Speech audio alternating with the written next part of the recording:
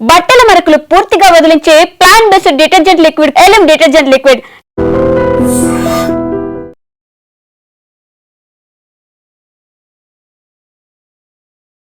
నమస్తే, welcome to I dream social spotlight with కవిత.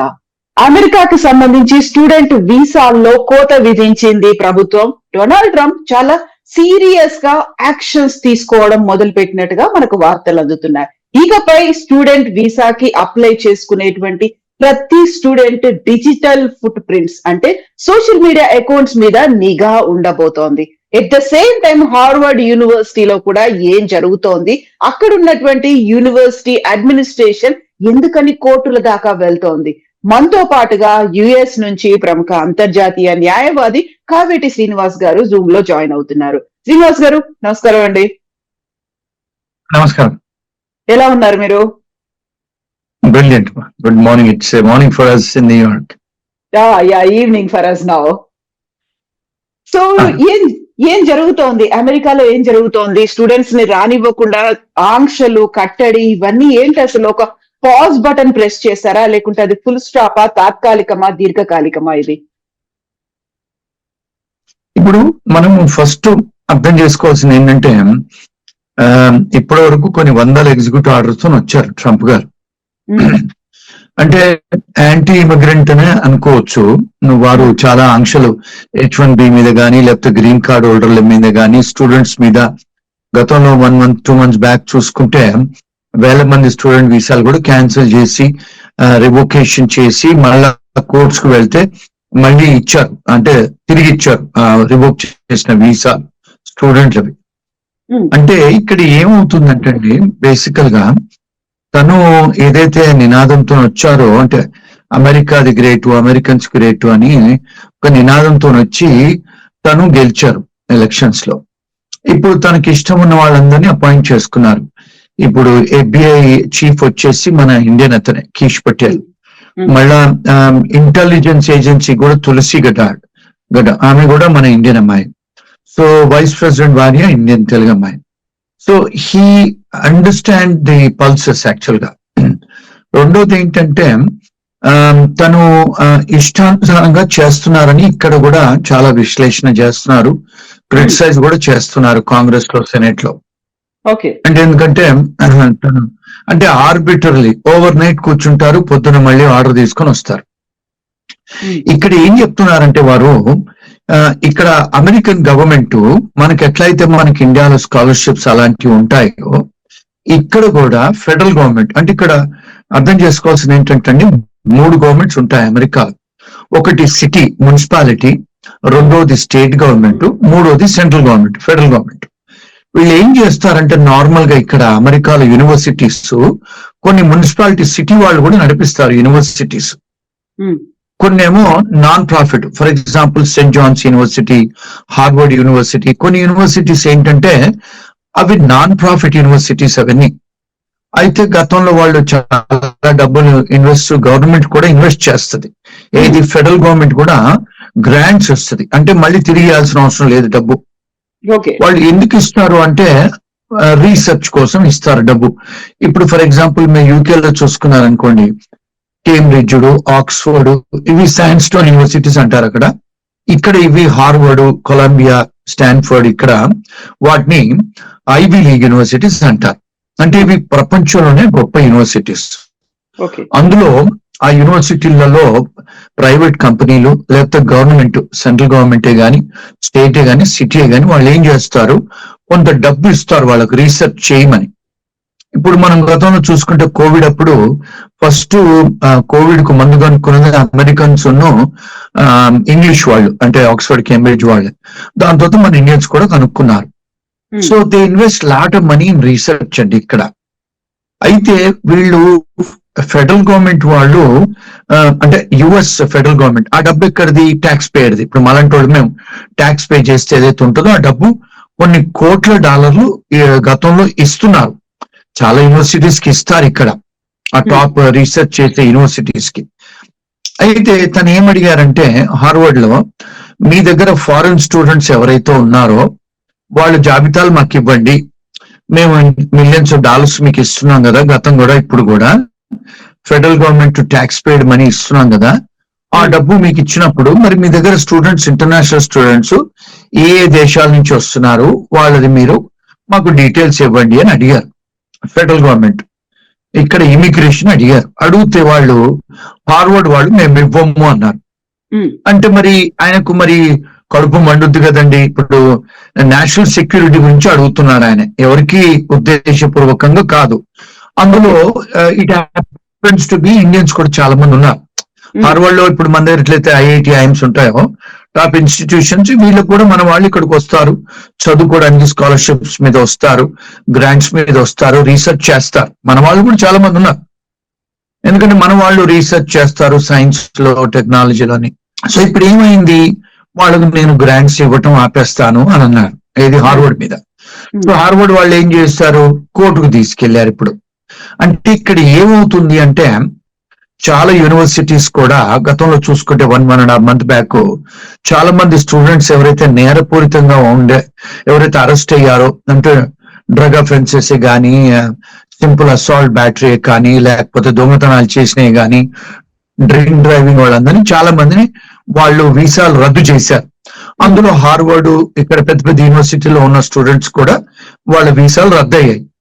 అప్పటి నుంచే కొంత యూనివర్సిటీస్ కును మన ప్రజెంట్ అడ్మినిస్ట్రేషన్ కాస్త ఇబ్బందులు, అంటే they file cases on present administration. అంటే కోర్ట్స్ కు వెళ్ళి ఫైల్ చేయగానే మళ్ళీ ఆయనే దాన్ని మళ్ళా తిరిగేశారు. అంటే ఈ side okay, give the visas back అని. సో ఇందులో కొంత అంటే there is a fight between the present administration and the universities and university professors. అది దానికి ఒక మూల కారణం, అంటే వై దిస్ ఇస్ హ్యాపెనింగ్ అని. రెండోది ఏంటంటే ఆయన ఏం చేశారంటే, ఇప్పుడు ఎందుకు ఇది అంటే we must understand socio political reason మనం అర్థం చేసుకోవాలండి ఇక్కడ. అంటే దీనికి ఒక రీజనింగ్ ఉంటుంది కదండి ప్రతి యాక్ట్ కి. సో ఇక్కడ ఏమైందంటే గతంలో ఇక్కడ కొలంబియా యూనివర్సిటీలో కూడా, Columbia is also in New York అండి, అది కూడా Ivy League university just like Harvard. అది ఇక్కడ ఏమైందంటే కొంతమంది ముస్లిమ్స్ వాళ్ళు పాలస్తీన్ గురించి వాళ్ళు స్టూడెంట్స్ కొంత నినాదాలు రేస్ చేశారు, అంటే జెండాలు పట్టుకొని ప్రో పాలస్తీన్. మరి కొన్ని ముస్లిం దేశాలు వీళ్లకు అమెరికన్స్ కి ఆయనే గతంలో కూడా ముస్లిం కంట్రీస్ నుంచి కూడా ఎవరు రాకూడదు అని అక్కడ అన్ని కౌన్సిలేట్స్ అన్ని క్లోజ్ చేశారు ట్రంప్ గారు. మళ్ళీ ఈసారి కూడా ఎలక్షన్స్ లో నిలబడేటప్పుడు నేను అంటే ప్రో అమెరికన్స్ ద గ్రేటు, అమెరికాలోనే మ్యానుఫ్యాక్చరింగ్ అవ్వాలి, అమెరికన్స్ కే ఉద్యోగాలు ఉండాలి, అమెరికన్ సిటిజన్స్ కే ఫస్ట్ ప్రిఫరెన్స్ ఇవ్వాలని ఆయన ఆ నినాదంతోనే వచ్చారు, గెలిచారు. సో ఇప్పుడు ఏం చేస్తున్నారంటే అమెరికన్స్ కి ఉద్యోగాలు ఉండాలని, అమెరికన్స్ కి ఎంఫసైజ్ చేయాలని, దానికంటే కొత్త లోకల్ ఫీలింగ్. ఇప్పుడు మన గతంలో ఏదో కేసీఆర్ గారు తీసుకొచ్చి ఫీలింగ్ తెలంగాణ, ఆంధ్ర అని చెప్పి తీసుకొచ్చారు కదా, అదే టైప్ లో ఈయన ఇక్కడ తీసుకొచ్చి గెలిచారు. సో ఇప్పుడు ఏం చేస్తున్నారు, ఇప్పుడు మా అమెరికన్స్ చదువుకోవచ్చు కదా, మరి ఈ హార్వర్డ్ లో మేము $millions ఇస్తున్నాము, బయట దేశస్తులు వచ్చి చదువుకోవాలి, మా దేశస్తులు అమెరికన్స్ లేరా చదువుకోవడానికి, ఇవన్నీ వాళ్ళకి ఇవ్వచ్చు కదా మేము అనేది ఒకటి. రెండోది ఏంటి, సెక్యూరిటీ రీజన్స్ కు మేము అడుగుతున్నాము, మీరు ఎందుకు ఇవ్వట్లేదు, ఇవ్వకపోతే మేము అన్నిటికీ ఫండ్స్, అంటే ఫెడరల్ గ్రాంట్స్, ఇవన్నీ గ్రాంట్స్ అంటే మళ్ళీ వెనక్కి ఇచ్చేదిలే, లోన్ కూడా కాదు, మేము ఇవ్వము అని చెప్పి ఆయన హోల్డ్ లో పెట్టాడు. ఇది రెండో కారణం అండి. మూడోది ఏంటంటే చాలా మందికి తెలియంది ఏంటంటే, ఇప్పుడు మీకు అప్లికేషన్ H1B అప్లికేషన్ అయినా లేకపోతే విజిటర్ వీసా అప్లికేషన్ అయినా, ఏ వీసాలోనైనా అక్కడ ఒక అది ఉందండి, ఏది దాన్ని ఏమంటారు, మీ సోషల్ మీడియా మాకు ఇవ్వండి, ఇన్ఫర్మేషన్ డీటెయిల్స్ ఇవ్వండి, వెట్టింగ్ చేసి. ఎందుకు అంటే ఇప్పుడు చాలా మంది ఎవరైతే స్టూడెంట్స్ ఎవరైతే వస్తారో ఇక్కడికి, వాళ్ళు పొలిటికల్లీ ఏదైనా మోటివేటెడ్ ఉన్నారా, అంటే ప్రో ఇస్లామిక్ కంట్రీస్ ఉన్నారా, లేకపోతే pro even Israel Jewish countries ఉన్నారా అనేది ఒక ఆయనకు తెలుసుకొని వాళ్ళకు ఇవ్వాలి. ఇక్కడికి వచ్చి మీరు మాకేదైతే శత్రు దేశాలు మేము అనుకుంటున్నామో, చాలా దేశాలలో మేము ఎంబసీస్ క్లోజ్ చేశామో, డిప్లొమసీ క్లోజ్ చేశామో, ఆ దేశాలకు మీరు అంటే your raising your voice in favour of them. ఇక్కడ 2 ఆర్గ్యుమెంట్స్ అండి. మరి మనకు అమెరికాలో బిల్ ఆఫ్ రైట్స్, కాన్స్టిట్యూషన్, రాజ్యాంగం ఉంది కదా, మరి ఇక్కడ మాకు ఫ్రీడమ్ ఆఫ్ ప్రెస్, ఇప్పుడు మీలాంటి ప్రెస్ వాళ్ళకి ఉన్న ఫ్రీడమ్ ఆఫ్ ఎక్స్ప్రెషన్ అనేది ఉంది కదా. మన భారత రాజ్యాంగంలో ఉంది, అమెరికన్ రాజ్యాంగంలో ఉంది, ఇంటర్నేషనల్ హ్యూమన్ రైట్స్ లో కూడా ఉన్నాయి. అంటే మాకు we have right to express అని. మరి వీళ్ళు యూనివర్సిటీస్ లలో ఫ్లాగ్స్ పట్టుకొని, ప్లే కార్డ్స్ పట్టుకొని, ప్రో ప్యాలెస్టైన్ అని అంటే చాలా పెద్ద పెద్ద వీళ్ళు యూనియన్స్ లాగా పెట్టి వాళ్ళు నినాదాలు రేస్ చేశారు మన అందరు ఇంటర్నేషనల్ స్టూడెంట్స్. ఇప్పుడు ఏమంటారంటే ఈయన, మీరు యూనివర్సిటీకి చదువుకోవడానికి వచ్చారు, మీరు ఇలాంటి పొలిటికల్ యాక్టివిజం చేయడానికో లేకపోతే మా దేశానికి, మా సెక్యూరిటీకి ఇబ్బందులు కలిగించే దేశాలకు మీరు ఫేవర్ గా చూపించటము, చేయటము, నినాదాలు చేయటము, అందుకని మిమ్మల్ని మేము దేశద్రోహులుగా పరిగణిస్తాము అని చెప్పి వాళ్ళ వీసాలు రద్దు చేయటము, వాళ్ళను అరెస్ట్ చేయటము, వాళ్ళని డిపోర్ట్ చేయటము. అంటే ఊరికే, అంటే ఆ మూమెంట్ లో మీరు నిలబడ్డారు, మీరు జయగొట్టారు అని చెప్పేసి వాళ్ళ వీసాలు రద్దు చేసిన సంఘటనలు ఉన్నాయి. అందులో మన ఒక తమిళ అమ్మాయి కూడా కొలంబియా యూనివర్సిటీలో అరెస్ట్ చేయడానికి వెళ్తే ఆమె కెనడాకు వెళ్ళిపోయింది. ఇంకా కొంతమంది ముస్లిం స్టూడెంట్స్ కొలంబియా, హార్వర్డ్ లో ఉన్న వాళ్ళని కూడా అరెస్ట్ చేశారు, ఇక్కడ చేసి వాళ్ళ వీసా రద్దు చేశారు, పంపించేశారు కూడా. అంటే ఇక్కడ ఏమంటున్నారంటే వీళ్ళు, అంటే మనకు ఫ్రీడమ్ ఆఫ్ ఎక్స్ప్రెషన్ అనేది ఉంది ఈ దేశంలో, బిల్ ఆఫ్ రైట్స్ అనేది ఉంది, మన రాజ్యాంగ హక్కులు ఉన్నాయి, ఈ దేశం లిబర్టీ అనేది మనకు ఫ్రీడమ్ అనే దేశం కదా, మరి దానికి మీరు రాజ్యాంగ ఉల్లంఘన చేస్తే మీరు గవర్నమెంట్, అంటే ప్రజెంట్ గవర్నమెంట్ ఇలా చేస్తున్నారు అని కొన్ని సివిల్ రైట్స్ మూవ్మెంట్స్ వాళ్ళు కోర్టులలో కేసులు వేస్తున్నారు.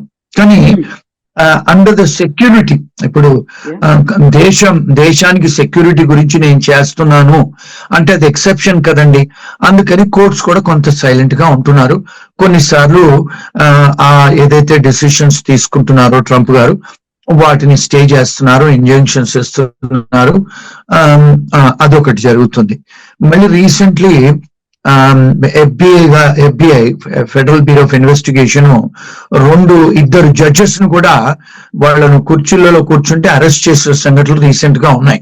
అంటే FBI is going extra mile to even arrest judges also. అంటే ఇక్కడ మరి రూల్ ఆఫ్ లా ఎక్కడ ఉందండి? అంటే పూర్తిగా ఆటోక్రటిక్ గా జరుగుతుందని ఒక ఇది. ఇంకోటి ఏంటంటే చాలా మంది మీడియా వాళ్ళు, నేను మొన్న చూశాను, మన తెలుగు మీడియా కానీ లేకపోతే యుఎస్ మీడియా కానీ లేకపోతే ఇండియన్ నేషనల్ మీడియా పాన్ ఇండియాలో కూడా ఏం చెప్తున్నారు, స్టూడెంట్ల వీసాలు రద్దు చేశారు, ఇంకా స్టూడెంట్లు అమెరికా రావటానికి లేదు. అది తప్పుడు సంకేతం అండి. ట్రంప్ గారు ఎక్కడ ఎగ్జిక్యూటివ్ ఆర్డర్ తో రాలేదు. ఇక్కడ ఏదైనా రావాలంటే ఒక ఎగ్జిక్యూటివ్ ఆర్డర్ తేవాలండి. అంటే ఫెడరల్ రిజిస్టర్ అనేది ఒకటి ఉంటది, అందులో మనకు వైట్ హౌస్ లో వెబ్సైట్ ఉంటది, మనం కూడా చూసుకోవచ్చు. అందులో ఎక్కడ కూడా స్టూడెంట్స్ కు వీసాలు ఇవ్వకూడదు, స్టూడెంట్స్ రాకూడదని ఎక్కడ కూడా ట్రంప్ గారు చెప్పలేదండి. ఒకటి అంటే ఇది క్లారిఫికేషన్ మనం మీడియా మిత్రులకు మనం చూసుకునే ఆడియన్స్ కి. రెండోది అంటండి, ఇప్పుడు వాళ్ళు ఏమన్నారంటే ప్రెస్ మీట్ లో, అంటే ప్రెస్ బ్రీఫింగ్స్ ఉంటాయి, ఇది వైట్ హౌస్ ప్రెస్ బ్రీఫింగ్స్ అంటారు. అంటే ప్రెసిడెంట్ వచ్చి చెప్పరు, ఆయన ప్రెస్ సెక్రటరీ, ఒక ఆమె అపాయింటెడ్ ప్రెస్ సెక్రటరీ ఉంటది, PR పబ్లిక్ రిలేషన్, ఆమె వచ్చి చెప్పుద్ది. ఆమె ప్రెస్ రిలీజ్ లో ఏమందంటే, మేము ఇప్పుడు ఏ వీసాలైనా కూడా, స్టూడెంట్ వీసాలైనా లేకపోతే విజిటర్ వీసాలైనా, ఏ వీసాలైనా మేము వెట్టింగ్ చేస్తాము. వెట్టింగ్ అంటే ఏంటి? మీ సోషల్ మీడియా వెట్టింగ్ చేసి మీరు మాకు థ్రెట్ లేదంటే మేము వీసాలు ఇస్తాం. ఆ చేసే దాంట్లో కొంత డిలే అవ్వచ్చు అని రెండోది చెప్పారు.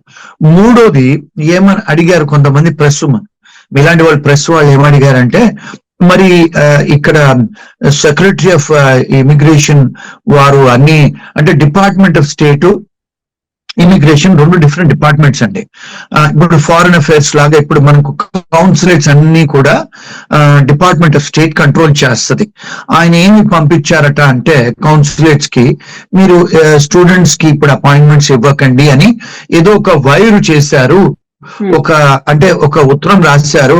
కానీ బయట ఎక్కడ రాసి బయట పబ్లిక్ లో రాలేదు.